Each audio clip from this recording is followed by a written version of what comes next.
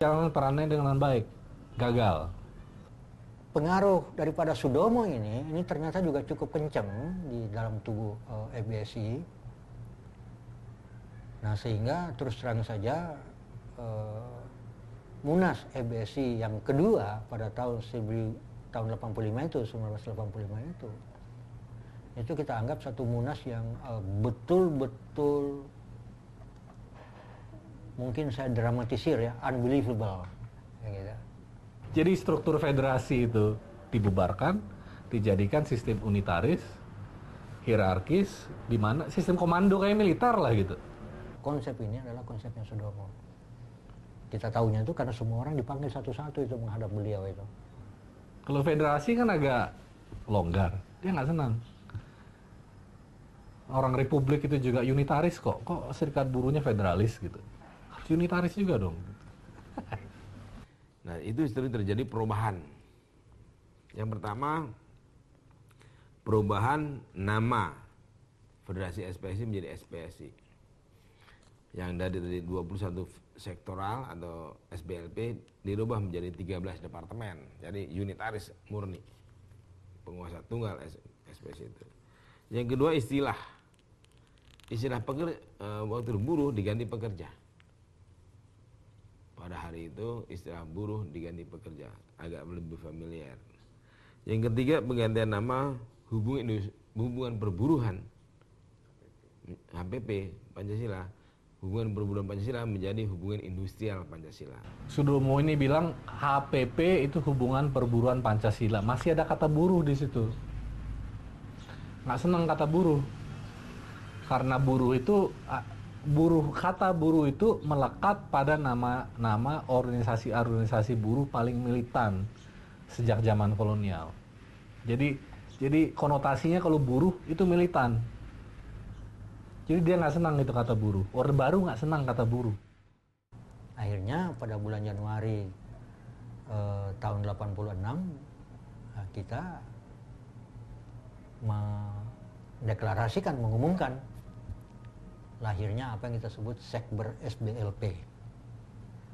Jadi kita belum mau menyebut nama lain karena kita masih menganggap kita ingin SPS ini kita tetap federasi sifatnya, dan karena itu kita tidak berpikiran lain itu pada waktu itu.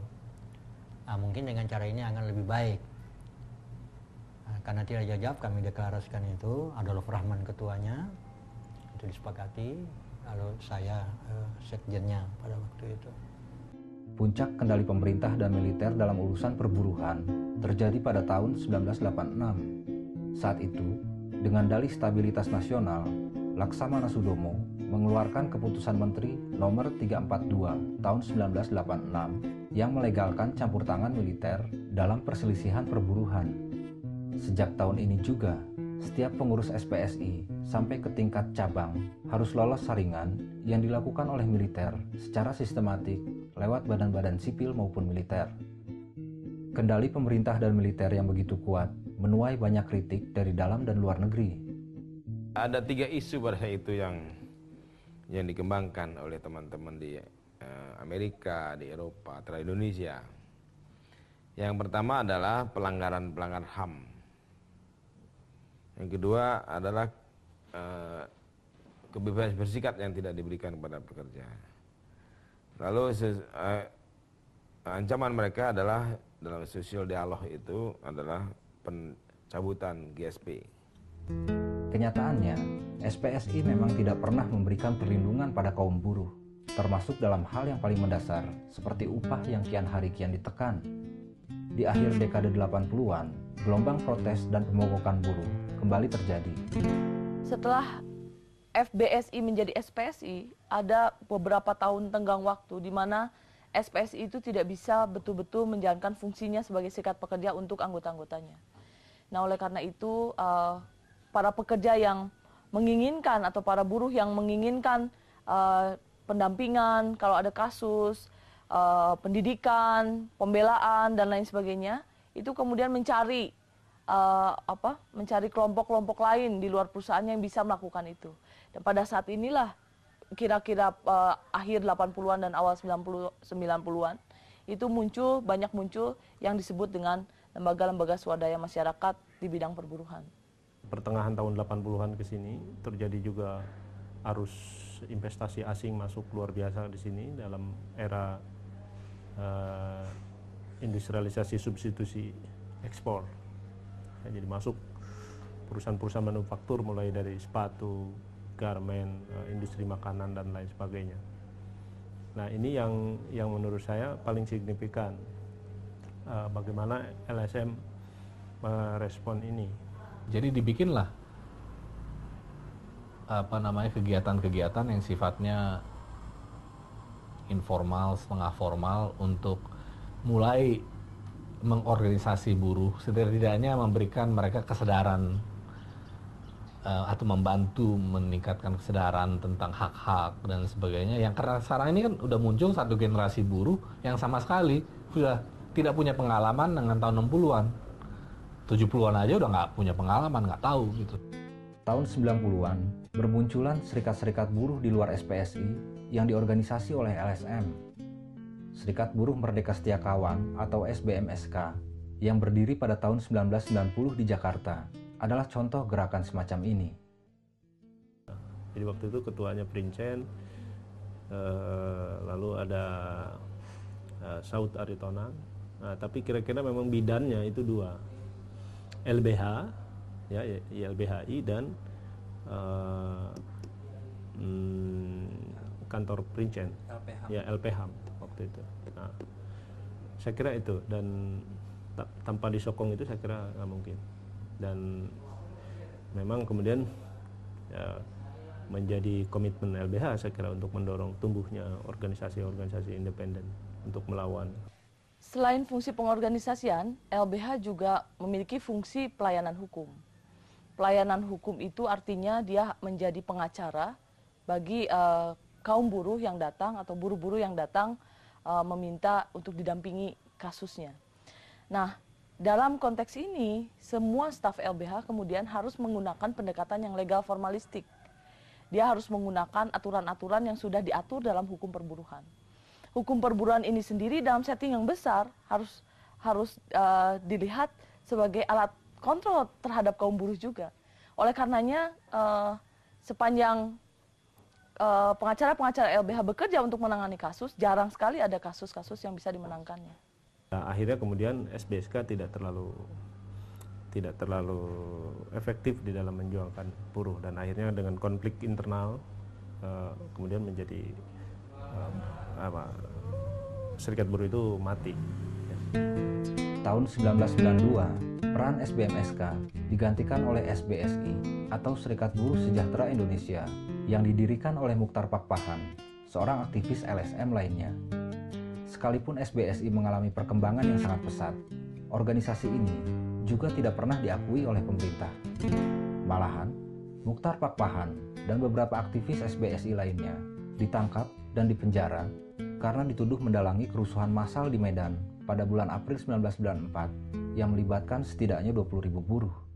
SBSI setelah peristiwa Medan ya praktis